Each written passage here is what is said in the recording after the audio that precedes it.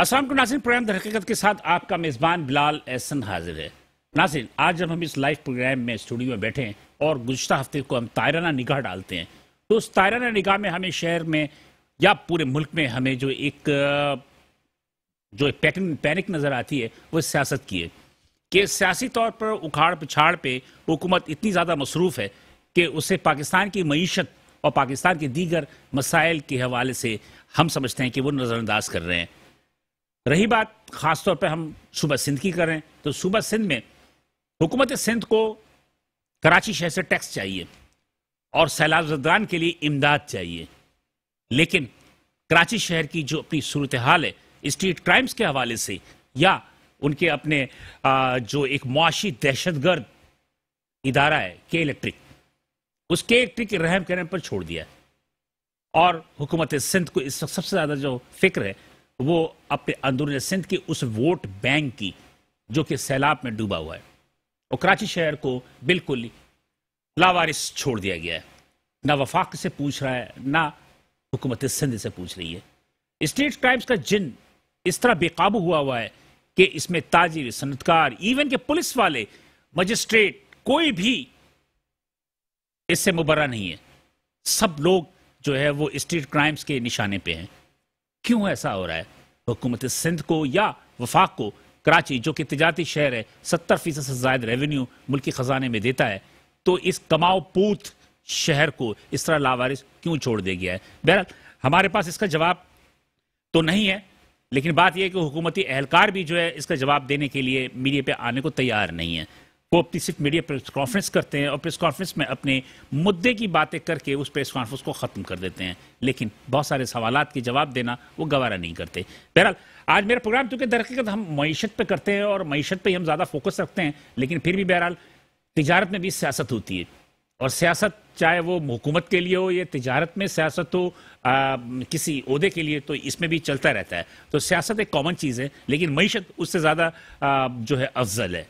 क्या सूरत हाल है, आज हम अपने मेहमानों से इस प्रोग्राम में इस पर डिस्कस करेंगे। इस प्रोग्राम को हम आगे बढ़ाएंगे, लेकिन पहले मैं अपने मेहमानों से आपका तारुफ करा दूं, उसके बाद हम मजीद आगे बढ़ेंगे। मेरे पहले मेहमान हैं जनाब शाकिर फैंसी साहब। शाकिर फैंसी साहब जो है नायब सदर है all Karachi Tajir alliance association के, और इसके अलावा इनका एक और तारुफ भी है, ये चेयरमैन है ऑल कराची सराफात ताजिर इत्तेहाद के भी। शुक्रिया शाकिर फैंसी साहब फॉर कमिंग। मेरे दूसरे मेहमान है जनाब जफर खान साहब। पहले भी आप देखते रहे होंगे मेरे प्रोग्राम में ये, और अच्छा बोलते हैं ये, और ये हैं सदर ऑल कराची बचत बाजार ऑर्गेनाइजर्स एसोसिएशन के हैं। और जफर खान साहब जो है वो बचत बाजार के हवाले से काफ़ी से ज़्यादा काम भी करते हैं। थैंक यू जफर खान साहब। मेरे तीसरे मेहमान शर्जील गोपलानी साहब होंगे, जो कि अभी थोड़े से ट्रैफिक में फंस गए हैं, तो इंशाल्लाह ताला ड्यूरिंग द प्रोग्राम वो भी पहुंच जाएंगे। मैं इस प्रोग्राम को आगे बढ़ाऊंगा, लेकिन इससे पहले एक छोटी सी रिपोर्ट देखेंगे और रिपोर्ट के बाद दोबारा हाजिर होते हैं। तो इस प्रोग्राम को तसल्सुल के साथ आगे बढ़ाएंगे, साथ रहिए।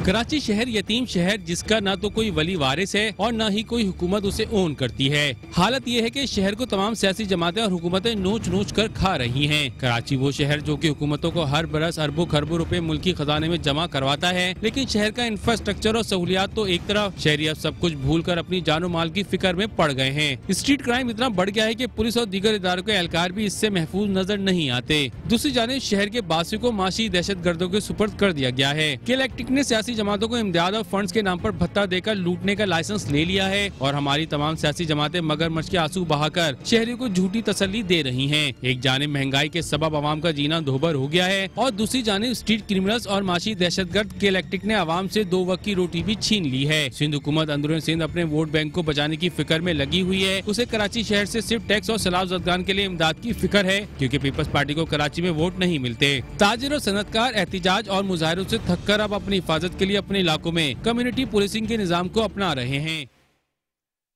नाज़रीन, आपने एक रिपोर्ट देखी और इस रिपोर्ट में हमने उस चीज़ को कोशिश की है कि हम ताराना निगाह डालें जिसपे कि स्ट्रीट क्राइम्स और केयरटेक के हवाले से और क्या सूरत हाल होगी। हम मज़ीद भी अपने गुफ्तगू करेंगे अपने मेहमानों से, और देखेंगे कि इसकी सूरत हाल क्या है और अपने मेहमानों के बेलाग तबसरे भी सुनेंगे कि ये जो मसाइल हैं कराची शहर के, ख़ास तौर पे इस शहर का मसला क्या है। इसी दरमियान में हमें मेरे तीसरे मेहमान जनाब शर्जील गोपलानी साहब, जो कि सदर ऑल पाकिस्तान टिम्बर एसोसिएशन के, वो इन्होंने भी ज्वाइन कर लिया। थैंक यू शर्जील गोपलानी साहब।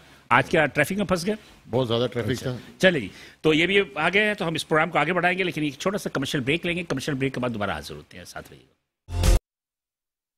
वेलकम बैक नाज़रीन, प्रोग्राम देखकर हम दोबारा हाजिर हैं और जैसे कि मैंने आपके इंट्रो में भी कहा था कि स्ट्रीट क्राइम्स का जो जिन है वो बेकाबू हो गया और मुआशी दहशतगर्द इदारा के इलेक्ट्रिक को जिस तरह हम पर मुसल्लत किया गया, उससे मेरे ख्याल में सबसे ज़्यादा ताजिर परेशान है, उसके बाद आवाम का आता है। तो मैं कोई लम्हा ज़ाया किए बिना शाकिर फैंसी साहब, जो कि नायब सदर all Karachi Tajir alliance association के और चेयरमैन है ऑल कराची सराफा ताजिर इत्तेहाद के, शाकिर भाई क्या मसला है ये जो अचानक ये जो स्ट्रीट क्राइम्स बढ़ गए, इसकी वजूहात क्या हैं? अस्सलाम वालेकुम। सबसे पहली बात तो ये है कि मेरा तारुफ थोड़ा सा, vice chairman all Karachi Tajir alliance. जी जी, ठीक है जी। आपने इंग्लिश में कह दिया, मैंने उर्दू में कहा था, नायब सदर। अच्छा, तो खैर चले, बहुत अच्छी बात है। बात यह है कि स्ट्रीट क्राइम के हवाले से बड़े दुख और अफसोस के साथ ये कहना पड़ता है कि हुकूमत सिंध जो है वो हुकूमत नहीं कर रही, ज़ाती मुफादात के हवाले से हुकूमत की जा रही है। खुदारा अब इनको चाहिए कि अब इस चीज़ को ये समेट लें, वरना ये अपना अंजाम बहुत जल्द देखेंगे। मतलब इतना ज़्यादा सब्र का पैमाना लबरेज हो चुका है। लबरेज होगा। अब माओं की गोदे उजड़ गई, लोग सुबह अपने घर पर क्या बात कर कर जाते हैं कि शाम को हम क्या करेंगे, और वो किस हालत में अपने घर पहुंचते हैं। तो अब बहुत ज़्यादा मामला ख़राब हो चुका है। और मैं ये देख रहा हूँ कि अब भी अगर उन्होंने पाकिस्तान के लिए हुकूमत नहीं की, तो खासतौर पर शहर कराची के लिए, खासकर शहर कराची के लिए, तो मैं समझता हूँ कि ये अपने अंजाम के लिए तैयार हो जाए। मतलब कि आप लोग ताजिर लोग, आप तो रोड पे बैठे हैं ना, आपकी मूवमेंट भी होती है, नकद लाना ले जाना, बैंक जाना, ये करना, तो आप लोगों को कितना आप लोगों को मतलब कि सिक्योरिटी की अदम तहफ़्फ़ुज़ का एहसास होता है? मैं आपको एक बात बताऊं, आप हैरान हो जाओगे, बल्कि शायद हैरान नहीं होंगे, क्योंकि आप सबको पता होगा कि आप पानी की लाइन डालें, पुलिस वाला आ जाएगा। 100%। आप घर की तामीर शुरू करें, बजरी गिराएं, पुलिस वाला आ जाएगा। लेकिन इस काम के लिए कोई कुछ मसला ही नहीं है। मैं आपको एक बात फिर बता देता हूं कि अब जो मामला खड़ा होगा पब्लिक की तरफ से, आवाम की तरफ से, मैं नहीं समझता कि ये लोग संभल पाएंगे। अच्छा, गुज़श्ता दिनों ये जो एहतजाज वगैरह भी हुआ, ताजिरों ने किया, तो कुछ फर्क पड़ा? कुछ भाई, ताजिरों की जिम्मेदारी है अजान देना, वो अजान देते हैं, वो अपना टाइम भी देते हैं, अपना वक्त भी देते हैं और अपने पैसे भी देते हैं। हत्ता कि मैं आपको आज एक बात सच बता दूं कि 60% से 50% ताजिर डिफॉल्टर हो चुका है। एक तो कोरोना की वजह से, लास्ट कोरोना से वो सिलसिला चल रहा है। ये अब बहुत मामला खराब होता जा रहा है। सिर्फ और सिर्फ मैं देख रहा हूं इस पाकिस्तान को सिर्फ और सिर्फ अल्लाह चला रहा है। ये तो सिर्फ अपनी में लगे हुए हैं। हाल ही में आप लोगों की वो मुलाकात वगैरह होती है पुलिस के आला अफसरान से या इंतजामिया से, हुकूमत के? सबसे मुलाकातें होती हैं। तो क्या कहते हैं वो कहते हैं सही हो जाएगा, कल सही हो जाएगा, परसों सही हो जाएगा। अब तो उन्होंने आपके ऊपर डाल दिया है ना सारा मामला, कैमरे भी लगा लें, गार्ड भी सारा कुछ ताजिर करें, सब ताजिर करें, इमदाद भी दे, टैक्स भी दे, जी हाँ, और अपने कैमरे भी अपने खर्चे से लगाए। फोन करके कहते हैं कैंप लगाओ, कैंप लगाओ भाई, कैंप लगाओ। किस चीज का कैंप लगाओ? सैलाब ज़दगान के लिए इमदाद चाहिए, लगाओ कैंप, लो ताजिरों से। और आप देने पे मजबूर हैं? मजबूर है, क्या करें, हम तो उनको देख रहे हैं ना जो डूब गए। इंसानियत के नाते, इंसानियत के नाते हमारा तो काम यही है। 100%। और कराची शहर मेरे ख्याल में सबसे ज्यादा इमदाद दिया उसने, सबसे ज्यादा, वो देता रहेगा। और के इलेक्ट्रिक के हवाले से क्या कहेंगे? के इलेक्ट्रिक का जो जिन जो है, तो काबू तो नहीं, मैं तो बेकाबू और काबू पता नहीं कितने काबू सबसे निकल चुका है। तो आप लोगों को तो कमर्शियल बिल काफी ज्यादा है, तो कैसे सर्वाइव कर रहे हैं छोटा दुकानदार? सर्वाइव कहाँ कर रहा है, सब डिफॉल्टर हो रहा है ना, अपनी मूड़ी खत्म कर रहा है, अपने पैसे खत्म कर रहा है, बिल भर के। इनको कहाँ एहसास है इस बात का? कोई एहसास नहीं है। इतने एहतजाज आप लोगों के, इतने मुजाहरे, कुछ भी कम नहीं आया। सबके साथ मुजाहरे कर लिए, सबके साथ धरने दे दिए, बारिशों में रोड पर बैठ गए। शर्जील भाई हमारे साथ थे, क्या हुआ? कुछ भी नहीं, कुछ भी नहीं, सिवाय हीले बहाने और आपको लॉलीपॉप दे दिया जाता है कि कल ये कर दिया जाएगा, परसों ये कर दिया जाएगा, होता कुछ भी नहीं है। और चूंकि आपका ताल्लुक तो सराफा बाजार से है, तो सराफा वालों को तो मेरा ख्याल है कि बहुत ज़्यादा सिक्योरिटी की ज़रूरत होती है, और वैसे ही मेरा ख्याल है कि महंगाई की वजह से। मैं तो ये कह रहा हूँ कि अब सराफा वालों को सिक्योरिटी चाहिए ही नहीं ना, काम ही नहीं है। हाँ, ये सबसे बड़ी बात तो ये। काम ही नहीं है, क्या करेगा वो? आपका भाव रुक रहा है, कहीं भी नहीं रुकता। दिन में 500 दफा भाव ऊपर होता है, भाव नीचे होता है। अच्छा, मजे की बात ये है कि इंटरनेशनल मार्केट में डॉलर गिर रहे होते हैं कि $5 गिर गया फी ऑन्स में, $60 गिर गया, कल तो मैं समझ में $12 गिरा था, फिर भी आपके हमारे यहाँ महंगा होता है। तो महंगा होगा ना। यहां पर कुछ लोगों ने एक मोनोपोली बनाई हुई है, वो कारोबार कर रहे हैं। डॉलर आपके सामने की बात है, जब ऊपर आता है नीचे होता है, ये अपना भाव देते हैं। कोई रोकथाम नहीं है, कोई सिस्टम नहीं है। मतलब कि माफिया है। माफिया है, बिल्कुल माफिया। उन्होंने काबू किया हुआ है, काबू किया हुआ, बिल्कुल काबू किया हुआ। बड़ी बात है। चलो आगे भी बात करेंगे हम आपसे। जफर खान साहब, जफर खान साहब, आपका तो उन लोगों से ताल्लुक है जो कि मैं समझता हूँ गरीब, मुतवसत तबके, पुअर लेवल्टी में, कि जो बचत बाजार वगैरह में आते हैं सस्ती चीजें लेने के लिए। इस महंगाई में क्या सूरत हाल है? बिस्मिल्लाहिर्रहमानिर्रहीम। ये कराची जो है हम सबका कराची है। बिल्कुल, बेशक है। एक कौम का कराची नहीं है। बिल्कुल। इस कराची को बचाया जाए। कराची की पोजीशन इस वक्त बहुत नीचे चली गई है। सुबह में जब आदमी उठता है उसको सबसे पहले के इलेक्ट्रिक का बिल नजर आता है। हर आदमी को आजकल खाने से ज्यादा के इलेक्ट्रिक का बिल जो है ना वो नजर आ रहा है। उसको भरने के लिए वो सोचता है पूरे महीने, और फिर वो नहीं भर पा रहा है। ये कराची की पोजीशन हो गई है। दूसरी बात है कि चीजों के रेट भी बढ़ गया, आटे के रेट तो भी थोड़े से हर कम हुए। चीज, आज जो चीज 100 रुपए में लेके आता है दुकानदार, कल वही चीज होलसेल में जाता है तो 120 रुपए हो चुकी होती है। तो उसको तो 20 रुपए का और नुकसान हो रहा है ना। तो क्या तादाद क्या है? इतने बचत बाजार इतने सारे लग रहे हैं, इसमें अवाम की तादाद बढ़ी है या कम हुई है? तादाद तो यह है कि स्टॉल होल्डर्स कम हो रहा है। स्टॉल होल्डर्स भी कम हो रहा है, फिर उसके लिहाज से जो खरीदार है वो भी कम हो रहा है, क्योंकि कुव्वत खरीद नहीं है लोगों में। इतनी महंगाई हो गई है। एक मामूली से क्या कहते हैं टमाटर जो है 200-300 रुपए किलो बिकता है। जब तो आपके यहाँ कितने परसेंट आम बाजार के मुकाबले में, आपकी बाजार में, बचत बाजार में कितने परसेंट चीजें सस्ती होती हैं? बचत बाजार में तो तकरीबन 30 से 40% आजकल चीजें सस्ती हैं। गुड। लेकिन खरीदार नहीं है, कुव्वत खरीद नहीं है लोगों में। आप किसी भी चीज में जाएंगे, उसको अगर आप कम रेट में बताएंगे ना, उसको लगेगा ग्राहकों के महंगा लेकिन है। माजरत के साथ मॉल्स, जितने बड़े बड़े मॉल्स हैं ना, मॉल्स, वो आपको खाली नजर नहीं आते। लेकिन एक बात है, हम तो वो बात करेंगे जो सबके लिए। मॉल्स खाली नजर नहीं आ रहे, लेकिन आजकल मॉल्स वाले भी रो रहे हैं। कोई ऐसा दुकानदार नहीं है जिसके पास पूरा माल लगाओ। अगर किसी ने 1 लाख का माल लगाया तो 50,000 का रह चुका है वो। तो बचत बाजार में अब वो प्रॉफिट वाले इदारा नहीं रहा। प्रॉफिट के इदारे के अलावा कुव्वत खरीद नहीं है लोगों में, तो दुकानदार में भी कुव्वत खरीद नहीं है। व्यापारियों ने माल देना बंद कर दिया है, क्योंकि अभी सैलाब आया। इससे पहले व्यापारियों का माल बहुत अंदरूनी सिंध में जाके पैसे, अब वो राशन वगैरह लोगों ने लिया, इसके चक्कर की वजह से पैसे भी रुक गए। व्यापारियों के पैसे भी रुक गए, जो पैसे रुक गए। जो होलसेलर हैं उनके तो पूरे सिंध में माल जा रहा था ना, तो वो तो बिल्कुल कलाश हो गया, तो खत्म ही हो गए ना। वो कलाश हो, उन्होंने दूसरों को भी माल रोक दिया। जो कराची वाले थे उनका भी माल रोक दिया। अब असल बात तो ये, कोई पैसे लगाने के लिए तैयार नहीं है। कोई भी इदारा, यानी कि कोई भी बैंक भी नहीं लगाएगा, कोई आम आदमी पे, कोई दुकानदार भी नहीं लगाएगा पैसे। तो और इसके बाद जो अगर कोई लोग आ जाते हैं तो वो बेचारे स्ट्रीट क्राइम से लुट जाते हैं। तो स्ट्रीट क्राइम का तो यह हाल हो गया है कि अगर कोई बराबर में से मोटरसाइकिल गुजर जाए तो हमें तो वो डाकू ही नजर आता है। आजकल जब वो मास्क लगाए हुए होते हैं ना, वही तो बता रहा हूं, आदमी डर जाता है। अगर कोई बराबर में से गुजर जाता है, हम जा रहे हो, तो ऐसा लगता है कि बस आ गया। अब कहीं पर भी आदमी महफूज नहीं है ना। असल बात यह है, घर से निकलेगा बाहर आके पकड़ा जाएगा, बाहर से निकले बाजार जाएगा वहां से पकड़ा जाएगा। तो ये जो आपके जो स्टॉल होल्डर होते थे, ये बचत बाजार वगैरह के, इनकी अपनी क्या सूरत हाल होती, कैसे अपने आप को सिक्योरिटी देते हैं? ये तो कैश का धंधा करते हैं। आए दिन लुटते हैं, शाम में आए दिन जब जा रहे होते हैं बेचारे, जब आए दिन का उनका कहानी है। मतलब ये रिपोर्ट नहीं होता पुलिस में? रिपोर्ट, गरीब आदमी उसके पास 2,000 रुपए है, वो क्या रिपोर्ट करने जाएगा?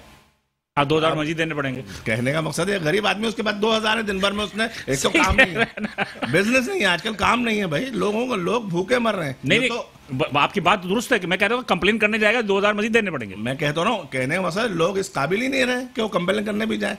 वो तो आके लगा रहे हैं, बहुत बड़ी बात है।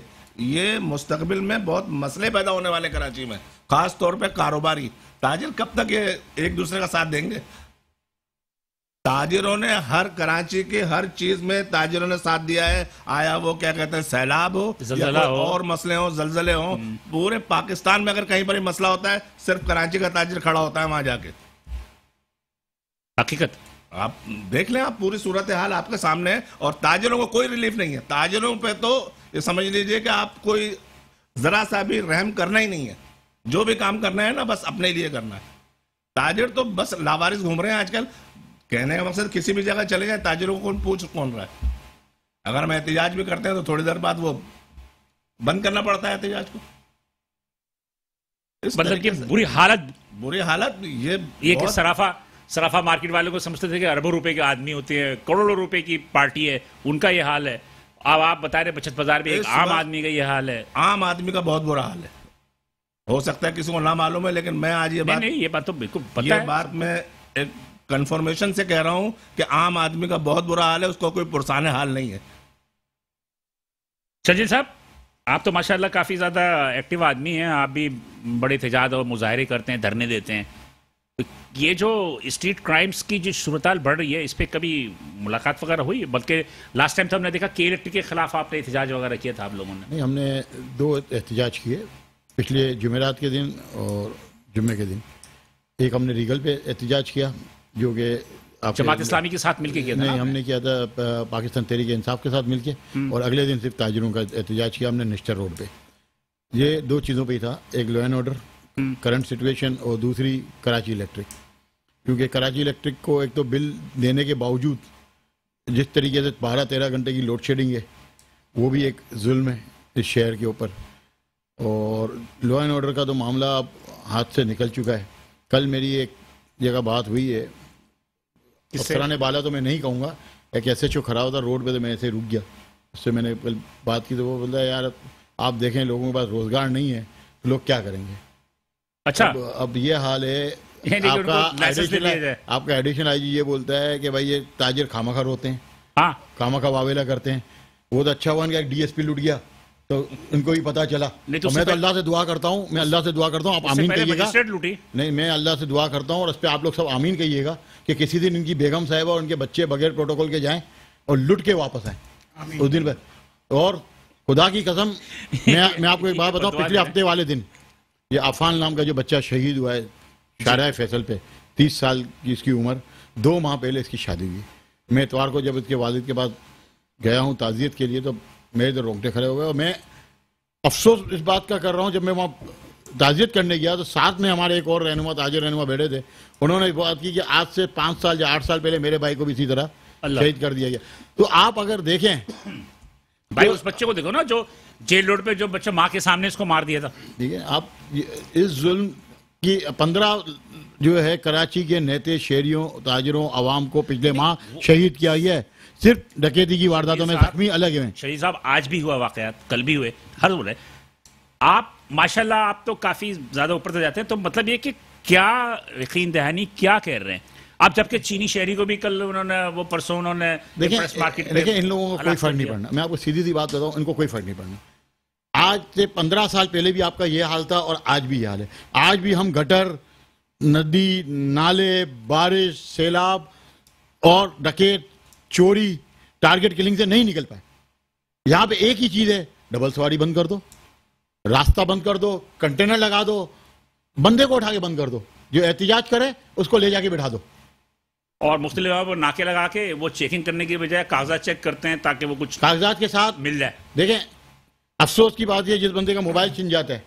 अभी आपके एक साहबी का उस दिन मैं देख रहा था सोशल मीडिया पे क्लिप, उस बेचारे ने किस तरीके से 2 लाख रुपए का सामान था उसका यार, कैमरे वैमरे सब छिन गए। वो 2 लाख रुपए एक साफी के लिए बहुत बड़ी बात है। क्योंकि साफी को तो 2 साल की मेहनत पे उसने कहा था कि हमने बनाया। स्पेशली जो आपके जो प्रिंट मीडिया में किस तरह तनख्वाहें मिलती है हमें भी पता है, हमारा रोज वास्ता पड़ता है।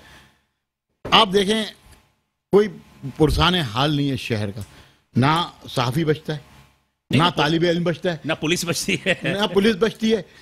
अब एक फौज रह गई, उनको भी कोई लूट जाए तो कुछ शायद मामला हो। अल्लाह ताला रहम करे। वो तो मेरा ख्याल है कि उस वक्त फिर और ज्यादा संगीनी हो जाएगी। देखिए संगीनी बहुत ज्यादा है। अब इन लोगों के मुझे आपसे पूछना है, रेंजर्स नजर नहीं आ रही? बोला क्या मामला है, क्या हिकमत है? हमें नहीं पता कि रेंजर्स के पास इख्तियारात हैं नहीं तो है, शाकिर भाई कुछ अंदाजा किया तुमने कि रेंजर्स नजर नहीं आ रही? ठीक है, इख्तियारात हैं नहीं, हमें नहीं पता इस वक्त। इख्तियारात अगर दिए जाएं, देखिए रेंजर्स जब आती है, वो जो पहले भी इख्तियारात नहीं है यार, 90 डेज का इख्तियारात तो उन्होंने एक्सटेंड कर दिया। नहीं, अब इसके बाद किस किस्म के इख्तियारात हमने, हमारी जब रेंजर से बात होती थी पहले भी, जब ये आपका गैंग वॉर्स थी, तो हमारे पास इख्तियारात नहीं है। जिस वक्त इख्तियारात दिए गए ऑपरेशन के, आप देखें वो एक गैंग वॉर का मुकाबला हो रहा था चील चौक पे, तो रेंजर्स नहीं गई थी, तो मतलब इख्तियारात नहीं थे ना, चौधरी असलम के दौर की बात कर रहे ठीक हैं आप। है। जब रेंजर्स को इख्तियारात दिए गए तो वो तो फिर गलियों में जाके और फिर सारी चीजें सफाया हो गए। क्यों शाकिर भाई रेंजर्स नजर नहीं आ रही? रेंजर्स नजर नहीं आएगी, इसकी वजह है क्या? अंधा बाटे रेवड़ियां अपनों अपनों में। मैं आपको साफ बात बता रहा हूं, अच्छा, आस्ते आस्ते तमाम एजेंसियों में, तमाम महकमों में खुदा ना खास्ता पाकिस्तान की मोहब्बत वाला मामला खत्म हो रहा है। अच्छा, अब ये पुलिस की जो बीमारियां थी ना, वो आगे तक जा रही हैं। नहीं तो रेंजर्स को तो बुलाने के लिए हुकूमत सिंध को रिक्वेस्ट करनी पड़ती है ना आपके डीजी रेंजर्स से, वो खुद तो नहीं आएंगी ना। देखिए वो जो इदारा, इसका मतलब है कि हुकूमत सिंध जो है, वजीर दाखिला भी है ना आपके, वजीर आला सिंध, वजीर खजाना भी हैं और वजीर आला सिंध भी हैं, तो वजीर आला सिंध जो कि वजीर दाखिला भी हैं, तो वो हुक्म देंगे तो वो रेंजर्स शर्जील भाई ने अभी आपसे कहा ना, बात ये है कि कहाँ है वजीर आला? नहीं, वजीर आला तो नजर आ रहा है जो इमदादी काम, सैलाब मुतासरीन के लिए काम कर रहा है। वो ऐसा वो आप भी देख रहे हैं और हम भी देख रहे हैं, हाँ, उनके तरीकेकार को भी देख रहे हैं, सब कुछ हम देख रहे हैं, लेकिन सिवाय अफसोस कि हम और कुछ नहीं कर सकते।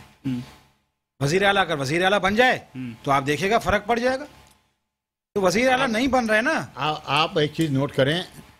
जी जफर भाई आप बताएं पहले, जफर भाई बड़ी खामोशी से सुन रहे, पहले इनकी भी गुफ्तगू सुने। असल मसला ये है किसी भी एजेंसियों का कहीं नाम ही नहीं आ रहा। नहीं, एजेंसियों का काम तो नहीं है ना ये जो हो रहा है यहाँ पर स्ट्रीट एजेंसियां तो सिर्फ आपको इंफॉर्मेशन देंगी ना। इंफॉर्मेशन भी इनको ऐसा लग रहा है मिल ही नहीं रही है, कोई कहीं पर किसी को कोई मालूमात ही नहीं है कि कौन सा क्राइम हो रहा है यहाँ पर। यहाँ पर इतने बड़े बड़े क्राइम हो रहे हैं लेकिन कोई पूछने वाला ही नहीं है किसी को।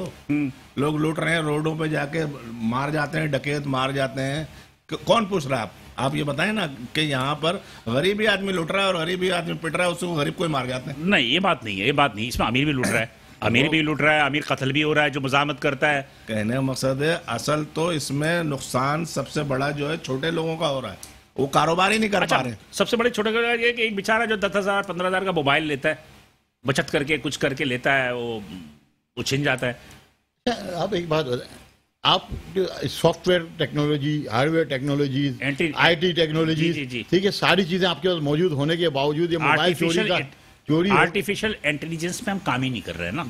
आर्टिफिशियल इंटेलिजेंस पे हमारे यहाँ वो टेक्नोलॉजी का मतलब है कि हमारे यहाँ एक मौजूद के साथ आप लोग तो खैर SME से है, ये जो हमारे बड़े ताजिर हैं ना, ये बड़े ताजिर हैं, बड़े सरमायाकार हैं, ये भी प्रॉफिट को पहले देखते हैं कि हमें प्रॉफिट होगा या नहीं होगा।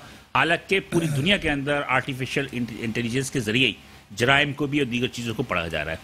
खैर बहरहाल मेरा ख्याल है कि जफर भाई आपके जो आप कह रहे हैं कि लोग जो है नहीं आ रहे और लोग जो है वो खरीदारी नहीं कर रहे, तो खा कहाँ से रहे? खाना तो कुछ ना कुछ है ही ना, या खाना भी बंद कर दे गरीब आदमी। कहने का मकसद ये, एक आदमी का कारोबार ही नहीं हो रहा। अब वो उधार कर्ज लेके जिस घर में 15,000 रुपए का बिल आएगा, वो किराए पे होगा, 15,000 किराए दे, 15,000 रुपए का उसको KC का बिल आ जाए और फिर वो आगे की जिंदगी कैसे चलाएगा? नहीं तो इंतजार देखिए, मुझे इतना है कि ये तो या तो अल्लाह का निज़ाम है, ठीक है, अल्लाह का निज़ाम है कि एक सर्कल चल रहा है कि कहीं न कहीं कोई भूखा नहीं सो रहा है। आप बिल्कुल सही कह रहे हैं, लेकिन यहाँ तो बंदा जो निजाम चला रहा है उससे कौन बचेगा? इस पाकिस्तान में अल्लाह का निज़ाम ही है। इस पाकिस्तान में अल्लाह पाक रात को दरख्त खड़ा करता है, फिर वो सारे दिन उसको काटते हैं। आपकी बात दुरुस्त है बिल्कुल। मैं लगे कि मतलब ये कि ये सिर्फ निज़ाम जो चल रहा है अल्लाह का, ये सिर्फ अल्लाह के निज़ाम की वजह से मेरे ख्याल में ये जिंदगी चल रही है। बहुत परेशान जिंदगी गुजार रहे हैं आजकल लोग। नासिन, बात ये है कि बहुत सारी बातें जो हम नहीं कर सकते ऑन कैमरा, लेकिन बहरहाल बात ये है कि लोग परेशान हैं और लोग हमारे मेहमान भी कह रहे हैं। गुफ्तगू का सिलसिला जारी रहेगा। यहाँ पे एक छोटा सा ब्रेक लूंगा मैं, और ब्रेक के बाद जब दोबारा हाजिर होंगे तो यकीनी तौर पर हम मज़ीद गुफ्तगू करेंगे। साथ रहिए। वेलकम नाज़रीन, प्रोग्राम देखकर हम दोबारा हाजिर हैं। नाज़रीन, बात यह कि स्ट्रीट क्राइम्स के हवाले से और कुछ थोड़े से इलेक्ट्रिक के हवाले से भी और दीगर मसाइल के हवाले से हम गुफ्तगू कर रहे हैं।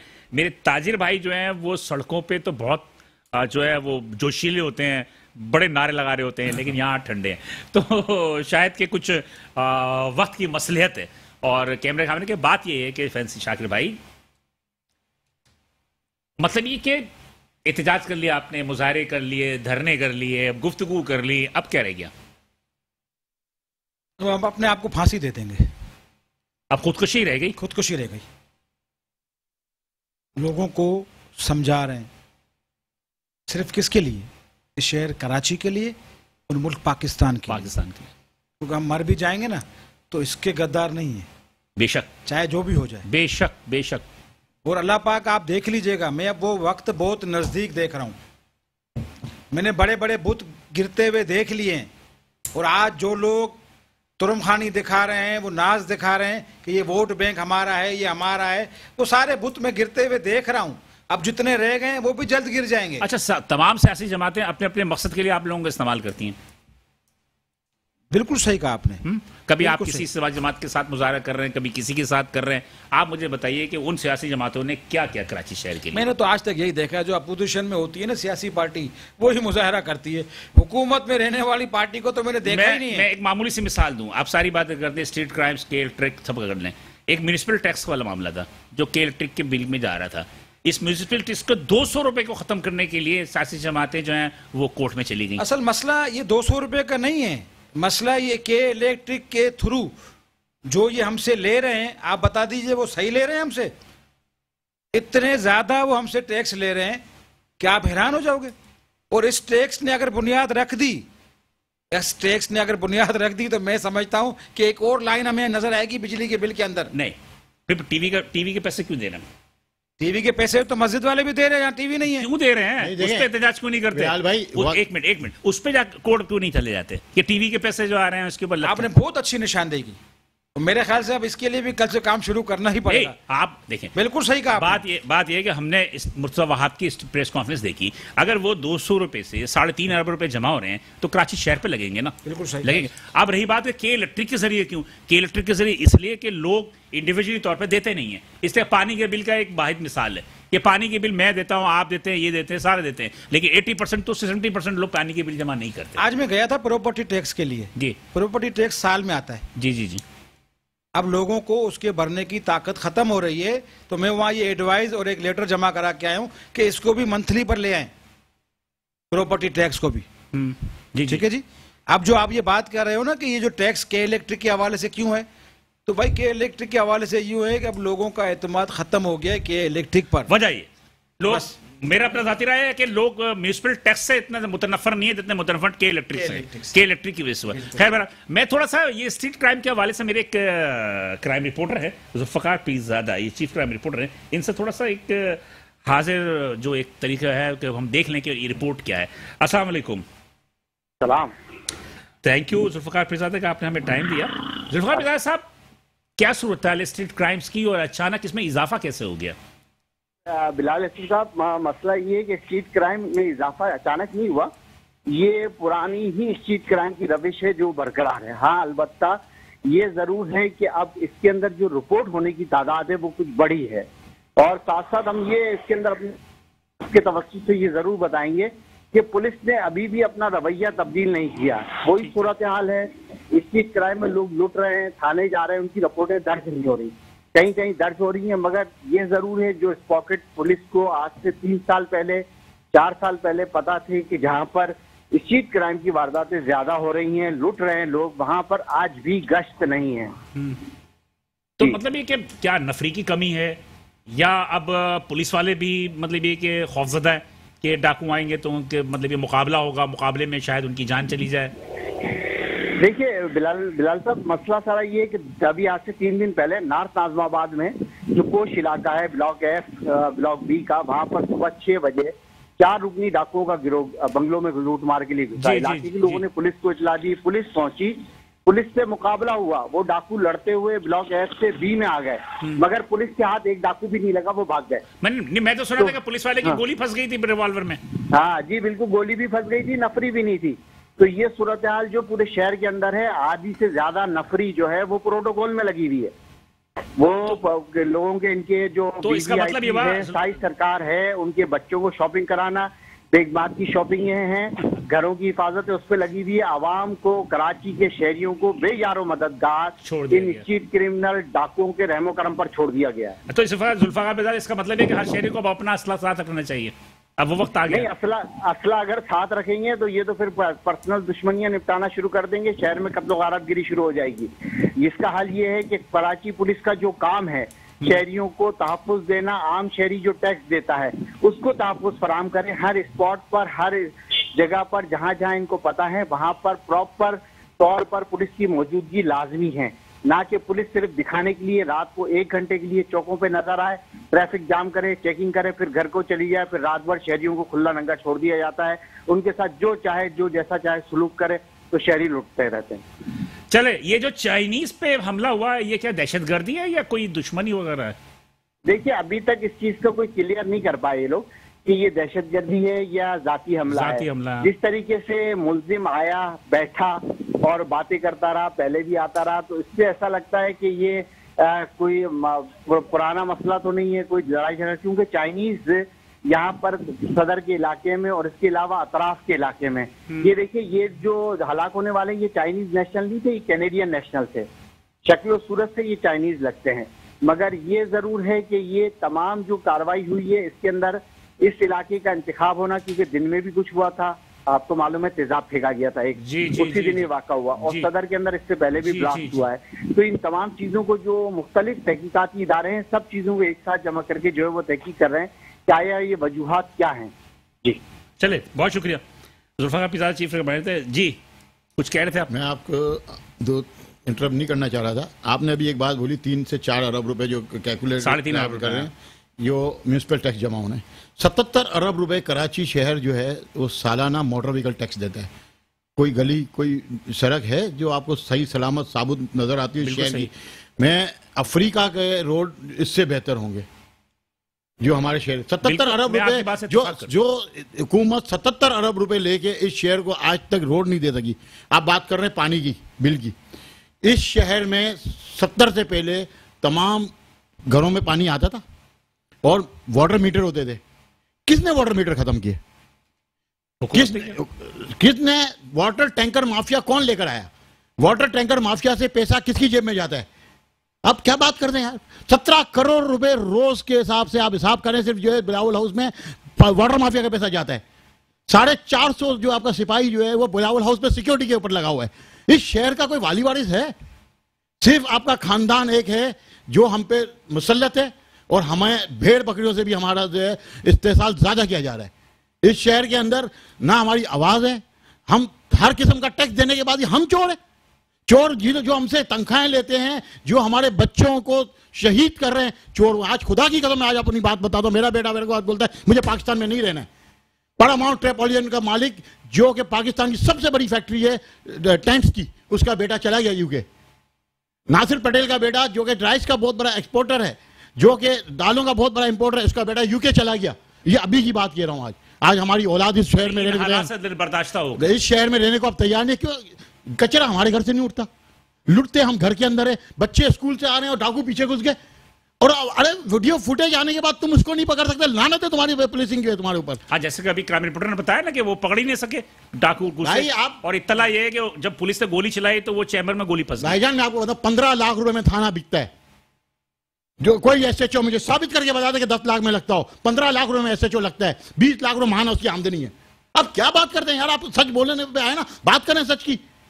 20 लाख रुपए महाना उसने लेना है तो वो चोर डाकू से भी लेगा और आपके अगवाकार से भी लेगा, मंशियात फरोख्त से भी लेगा। इस शहर में मंशियात कैसे बिक रही है? हम 12 दफा पहले बोल चुके हैं कि अफगानी यहाँ पे क्रिमिनल क्राइम कर रहे हैं, नहीं मानते थे।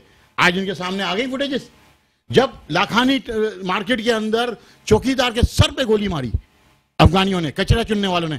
कौन से आपने कचरा चुनने वाले साफ किए? आज अफगानियों के थैले हट गए, आज हिरंचियों के हाथ में आ गए।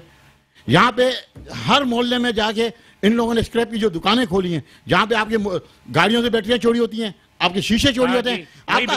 आप मुझे ये बताएं, ये इसी शहर में चोरी होते हैं, इसी शहर में बिकते हैं?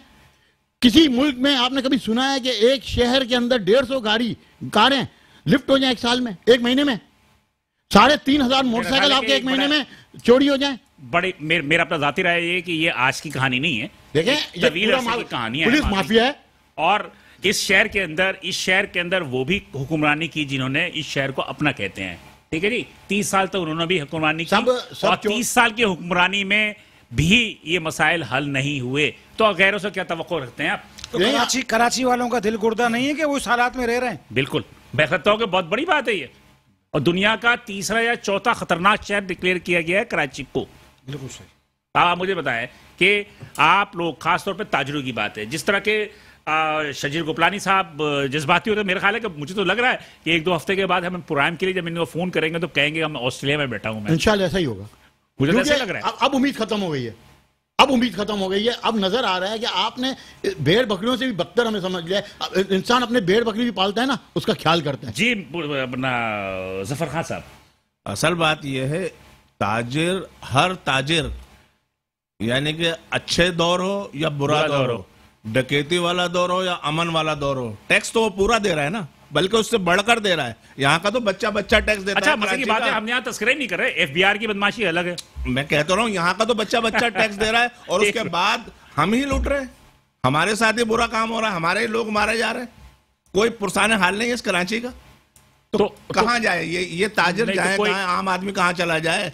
एक आम आदमी में मिलते हैं तो वो उनके अपने क्या राय है एक आम आदमी का? आम आदमी तो उसके पास पैसे ही नहीं है ना। अब तो जो 2000 लेके जाता है वो बचा बुचू के जाता है, अगर बच गया तो घर पहुंच जाएगा वो, वरना लूट गया तो लूट गया। अल्लाह माफ करे। तो मतलब ये है कि हर चीज आवे बिगड़ा हुआ है। कहने का मकसद है इसको रोका जाए, वरना बहुत गलत जगह पे जा रहे हैं हम लोग। जी शाकिर भाई, आप कोई तजवीज देंगे? मैं तो तजवीज एक ही दूंगा कि खुदारा पाकिस्तानी बन जाइए, चाहे जितने भी एजेंसीज हैं, पुलिस हैं, रेंजर्स हैं, पाकिस्तानी बन जाएं, सब सही हो जाएगा इंशाल्लाह। अच्छा, एक चीज़ और भी नहीं है शाकिर फैंसी, जो कि मैं अमूमन ताजिरों से बात करता हूँ, हमारे ताजिरों में भी इत्तेहाद नहीं है। फायदा तो यही तो है उन सबको। हम जाते हैं ना किसी मीटिंग में, हाँ, तो वो पूछते हैं आपकी तंजीमें कितनी है, कितनी, आपको इस बात से क्या सरोकार है, आप ये बताएं हमारी तंजीमें कितनी भी हों, हम गलत काम कर रहे हैं? बिल्कुल नहीं कर रहे, नहीं कर रहे। तो हमारी तंजीमें चाहे जितनी भी हो जाए, नहीं वो आपकी बात दुरुस्त है, लेकिन बात ये होती है कि आप किसी भी हाई ऑफिशियल से गुफ्तगू करने जाते हैं तो कोई आप मजमा लेके थोड़ी जाएंगे क्या कि हर रोड की एक एसोसिएशन अलग अलग है कि जनाब ABCDEF। बात ये होती है कि क्या एक इशू पे भी मैंने ये देखा कि तमाम ताजिर तंजीमें मुत्तहद नहीं होती। हमेशा हैं मुत्तहद। आज तक आप एक इशू बता दें जिसपे इख्तिलाफ राय किया हो किसी ताजिर एसोसिएशन। कोरोना में वाहिद मैंने देखा, कोरोना के दौर में मैंने वाहिद सुन ले मेरी बात, कोरोना के दौर में वाहिद देखा मैंने कि कुछ ताजी तंजीमें मुत्तहद हुई, लेकिन कोरोना के बाद एफबीआर का मसला आया, उसके बाद एफबीआर का मसला आया, ठीक है जी। ये तो स्ट्रीट क्राइम्स और अभी हो रहा है ना। एफबीआर का मसला आया, मैंने देखा कि तारिक रोड पे छापे पड़े तो तारिक रोड वाले एहतजाज कर रहे हैं, सदर में पड़ा तो सदर वाले एहतजाज कर रहे हैं, गार्डन में पड़ा तो गार्डन वाले एहतजाज कर रहे हैं, यानी कि एक इकट्ठा हमने नहीं देखा। इसकी वजह देखिए, टियर 1 से लेके जितने भी टियर्स हैं, हर ट्रेड का टियर अलग है।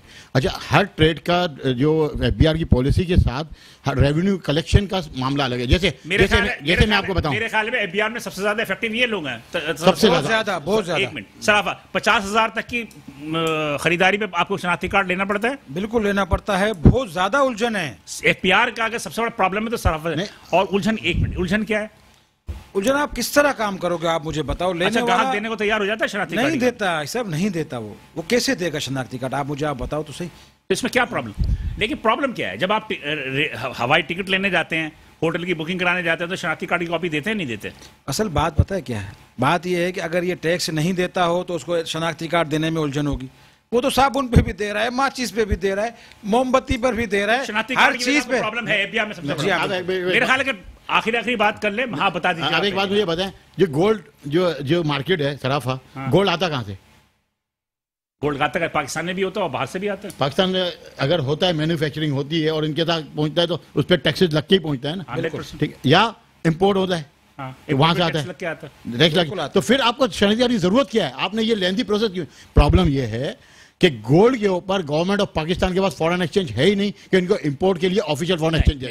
एफएटीएफ ने आपके पर एक पाबंदी लगाई थी कि आपने जो सोना है उसको खरीदो फरोख्त पे पाबंदी लगाई थी। ये FATF की तरफ से था और FATF गवर्नमेंट ऑफ पाकिस्तान को FATF की बात माननी पड़ी।